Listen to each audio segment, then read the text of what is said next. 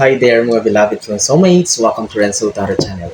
Nandito naman po yung lingkod para bigyan kayo ng isang soulful and meaningful tarot reading. Dito naman po sa inyo lagi nabagan at sinusabayan ng Renzo Tarot Channel. Ang ating po reading ngayon pagsasamahan ay para sa ating mga pinakamahal na nasa sign ng Capricorn. Okay? Capricorn, Sun, Moon, Rising, and Venus sign. This is for you. Kamusta po kayong lahat? I hope you're doing great, you're healthy, you're safe, and of course, you're happy. Kapag bago po kayo sa ating channel at nagustuhan niyo po na resonate po kayo sa ating reading, huwag po kayo mahiyang mag-subscribe, like, comment, and share. And if you're watching this video sa ating TikTok account, paki-follow na rin po Renzo Taro 444. And if you want to avail a private reading, kayo lang po ang mag-message sa akin. Hindi po ako yung unang mag-message sa inyo. Kapag may nag-chat po sa inyo na gamit po yung pangalan ko, gamit po yung mukha, yung mga videos ko, please, that's a scammer. Huwag po kayo mag-entertain. Hindi po ako naggagawa ng reading through WhatsApp or any other platforms. It's only through video call sa Messenger. Pag message nyo po ako, saka nyo po malalaman kung ano yung link na Messenger na doon tayo mag-video call. Alright? So, doble ingat po, napakarami po ng mga scammer ngayon, naglipa na po sila. Alright, this is for you. Ulitin ko, Capricorn, Sun, Moon, Rising, and Venus sign. This is for you. Kunin na natin ang yung 10 baraha. Spirit Universe. Oops, sorry. Spirit Guides, Angels, Ancestors. Saint Michael, give us 10 cards, please. For Capricorn. 3. Spirit Universe, Spirit Guides, Angels, Ancestors, Holy Spirit, Saint Michael. 4. 5. Last 5 cards for you, Capricorn. 6, 7. 3 more cards, Saint Michael. Please give us 3 more cards. 8, 9, and 10. Alright. So, sige, Capricorn. Kompleto na yung 10 baraha. I'm just going to fix this one. And that's it. Let's begin. Oh, may pag-move forward na nangyayari dito, Capricorn.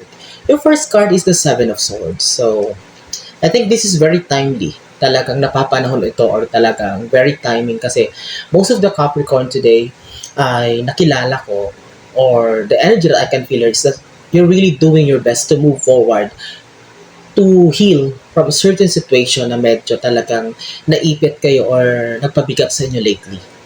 May mga bagay, may mga sitwasyon na nangyari na parang hindi mo naman ginusto, pero parang, nasira yung pangalan mo, napahiya ka, medyo na-pressure ka, something like that na parang wala kang choice but harapin na lang ito or to make an action about this thing. Right? But with the 7 of Swords here, you're doing a good job here, Capricorn, na yes, we don't have control with everything. Wala tayong control sa mga bagay na nangyari.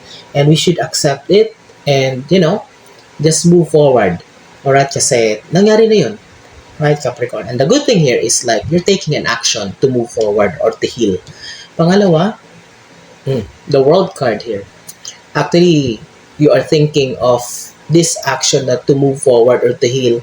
It's because you've been stuck with the World card here na stuck kayo sa isang sitwasyon na parang cycle, paulit-ulit. And you really want to free yourself. Gusto mo makalaya sa cycle na yan, sa sa zone na yan na walang growth, mabigat, toxic, Although you really wanted, ang mga Capricorn, gusto lagi nila yung peace of mind. You are born to be disciplined, Ang mga Capricorn, kasi malit pa yan, parang pinatanda na ng circumstances, ng obligasyon. Parang kayo yung mga batang matanda, ganun. So, very matured kayo. That's why hindi kayo sanay na parang, sa isang sitwasyon na, what do you call this, parang easing lahat kasi talagang lahat ng bagay ay talagang pinagdadaanan yung pressure. So, but with this World card, although there's pressure here, but this is not the kind of pressure na gusto mo. Iba ito. Okay, this is not rewarding. Gusto mo yung pressure na kahit paano, you will be appreciated. It's just, pero kung pressure na parang toxic, kinokontrol ka, wala kang boses, hindi yan gusto ng mga Capricorn. Alright, so with the World card here, expect a new beginning. You're going to embark into a new journey. So, yes, you want freedom. Mirror ones here, pangatlong baraha Capricorn is about manifestations being answered here. Right? It's like you're also one of the zodiac signs ng mga karmic. The same with Virgo. Kayo Capricorn, you're doing your best to control your mouth, your mind, your heart, because iba kayo magalit. Alright, so the same thing sa manifestation, napakagaling nyo din. Talagang kapag may ginusto kayo, pinag-pray nyo yan, or you manifest it for it, talagang mangyayari yan. And with this thing, with this Queen of Wands, sorry, nakikita ko na meron na namang panibagong manifestation ang matutupad sa inyo or ibibigay sa inyo si universe. Alright? Sabi ko nga, napakalapit nyo. It's like you're VIP from the universe. With the Queen of Wands, expect good news. With the Sunflower, expect positive result sa mga bagay na, I can see here also expansion, paglago, pag-double, triple ng resources, pag-branch out, something like that. Meron mga bago lagi, meron ko nadadagdag. And also, enjoyment. Okay? You have now the time to enjoy yourself na malayo dati, Capricorn, na parang super busy kayo or wala talaga kayong time to enjoy yourself. Right? Hangman. This is over. Okay, Capricorn, these past months, parang grabe. So, aside from sobrang bigat na mga sitwasyon, you are in a situation na parang, ano ba? Mag-work ba ito? Or talagang, I need to give up on this thing kasi walang progress, matumal, nakatenga, hindi mo mahanap itong hinahanap mo. You're not happy with a certain situation and you're thinking of giving up or ending up this thing. Kasi nakatenga stagnant. With the Hangman card here. So, but this is over, Capricorn, sabi ko nga. You are one of the luckiest sign of this year. So expect all the first quarter, January, February, March until April, medyo everything is not okay, medyo challenging. But comes May and the next coming months until the end of the year, expect growth and transformation for you, Capricorn. Alright? Sa'yo na to. This Hangman is just, a flashback for you. And everything will transform or progress. Panglima is the Seven of Cups. Actually, this is a good problem for you, Capricorn, kasi these are opportunities. These are alternatives. Okay, na pagpipilian mo. This is a good problem. Unlike before, limited ka lang sa isang option na parang ito lang ang pinagkukunan mo ng source of income. Ito lang yung parang bread and butter mo. Unlike now, there's a lot of opportunities knocking on your door, opening on your mindset na gusto mong gawin at lumalapit sa'yo, and you're going to consider kung tatanggapin mo ito kasi, medyo hindi mo na matutukan itong isa, parang medyo pagod ka na nga. But this is a good problem, Capricorn, so congratulations. So you will be busy, you are, your mind is bubbling with new ideas, new opportunities na talagang dumarating sa'yo o kinukonsider mong tanggapin or gawin dito. Right? So, Capricorn, before we proceed to our last 5 cards in our second row, ulitin ko kapag di pa kayo nakasubscribe at nagustuhan niyo pong ating reading ngayon, please do subscribe, like, comment, and share. Nag-reply po ako sa mga comments. And if you're watching this on our TikTok account, paki-follow na rin po. If you want to avail a private reading, please, hindi po ako ang unang mag-chat sa inyo to over a private reading. Scammer po yan, automatic. Kayo po dito sa legit po na 13K followers ang original account ko. Kayo po mag-message sa akin at pag-usapan po natin how are we going to do the process of the private reading. Pang-anim mo, Capricorn. Oh, here comes the celebration. Sabi ko sa'yo, everything is worth it of celebration. Sabi ko, Capricorn, simula ng bata pa kayo, teenage years until now, talagang parang, parang nasa vocabulary nyo na parang breakfast, lunch, and dinner mo na yung sakripisyo, yung disiplina. That now, all of these are now bearing fruit. Talaga nagbubunga na ang lahat dito. Now, you have realized na, buti na lang, yes, although medyo mabigat yung pinagdaanan ko, buti na lang, talagang nangyari sa akin yun. Kasi kung hindi nangyari sa akin yun, hindi ako madidiscipline, hindi ako matututo, and now, wala ako sa sitwasyon na to. Ganun. So, Capricorn, this is worth it of celebration. There is a big milestone coming in your way. Expansion, progress, growth, blessings. Something na talagang worth it na celebrate dito. Death card, napakalinaw ng baraha. Ending. World, new beginning.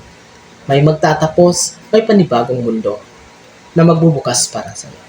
Itong cycle ng toxicity, cycle na paulit-ulit na lang na kalungkutan, betrayal, stress, matatapos na yan with the death card. And there will be no death or ending kung walang kapalit. This is rebirth. This is transformation. Panibagong sibol na naman na tutubo. Panibagong journey naman na papasukin mo, Capricorn. Okay, you're going to let go of the past. If you don't have control about it, mag-move forward ka, hindi mo na bubuluhin ang isipan mo tungkol nangyari na yon. You don't have control with that thing. And the good thing here is you're going to focus with the world card here, which is the new beginning that is waiting for you. Pangwalo, Look at the Ten of Swords. Talaga, Capricorn, hindi lang aware ang karamihan, hindi lang halata ng karamihan, but lately or even as of now, medyo nakakaranas ka ng mabigat na damdamin na energy. It's only you that understands. Because kayo mga Capricorn, magaling kayo sa pagtago ng emosyon eh. Magaling kayo sa pagtago ng problema. But if you are alone in your room, dyan nabubuhos lahat. Dyan na kayo hagol ko. Napakabigat ng pinagdaanan mo lately. Ikaw lang nakaalam nito. O kung meron man isa o dalawa lang na nakaalam talagang you've been trusted of. Because you don't want, hindi sa kinakaya mo, but ayaw mo na parang mag-bother pa ng ibang tao. Ayaw mo na parang ipamukha na you're already losing or you're already losing the battle of life. But now, Capricorn, that you've been you're on the recovery period here with the Queen of Wands. So, yes, slowly, everything will ease. Kagad ang lahat para sa'yo. Okay, so, nature nyo yan eh, Capricorn. But the good thing here is napakagaling yung dalhin ng problema. Okay, but don't worry. With the Queen of Wands here, everything is alright. Everything is in good path. Tama yung path na tinatahak mo dito. You're on the road to recovery. Kasi hindi lang recovery ito. May kapalit na expansion. May kapalit na growth and abundance. 9 card mo, sabi ko sa'yo, Ace of Pentacles. Kung dati nakatenga, medyo matumal, kita mong kapalit. Mas malaking pentacles, mas malaking pera, mas maraming opportunities. Growth, tuloy-tuloy ang pasok, Capricorn, ng finances mo dito. Ace of Pentacles, hindi lang basta isa, sabi ko, malaki ito. This is one time, big time. This is like a mega jackpot, right? So, kapalit ito ng medyo tumal, medyo walang progress, nakatenga, stagnancy na pinagdaanan mo lately. And now, with the Ace of Pentacles, expect overwhelming windfall of blessings here, Capricorn. Alright? So, congratulations in advance. Tapusin natin ito napakaganda mong reading with your 10th and last card, 10 of Wands. I know, pagod na pagod ka, prone kayo sa pagod, prone kayo sa anxiety, prone kayo sa burnout, kasi napakasipag nyo mga Capricorn. Hindi kayo tumitigil eh. Hindi rin tumitigil yung utak nyo. Hindi rin tumitigil yung katawan nyo sa kakakilos dito. That's why, literally pagod ka. But I can see here, may pressure dito nangyayari. May pressure about, your plans. Kung magsasucceed ba ito, or kung gagawin ba ito, medyo nalilito ka. At the same time, may iba ka mga responsibilities na inako na nagdadagdag din sa pressure mo with the Ten of Wands here. But, this is manageable for you, Capricorn. Everything is in good hands. I know you can handle all of these things well. But you should focus on the Ace of Pentacles. The blessings that are coming on your way. Queen of Wands, answered prayers and manifestation. World card, new beginning. Death, ending of a toxic, heavy energy situation na magpapabigat sa'yo. And the World card is the new beginning. All in all, you have a celebration. There's a big milestone journey na parating sa inyo na you're going to celebrate. And you also continue moving forward, healing for the past traumas na naranasan mo. Let go all of this and focus on the present. Believe me, success and abundance will continue to flow for you, Capricorn. Alright? Maraming salamat mga Capricorn ko sa umis sa inyong walang sawang tiwala, support at pagmamahal sa inyong laging panunood at pag-subscribe na rin. Maraming salamat. Mag-iingat kayo lagi. Nasa man kayo naroon. Ano man ang ginagawa nyo, God bless us all.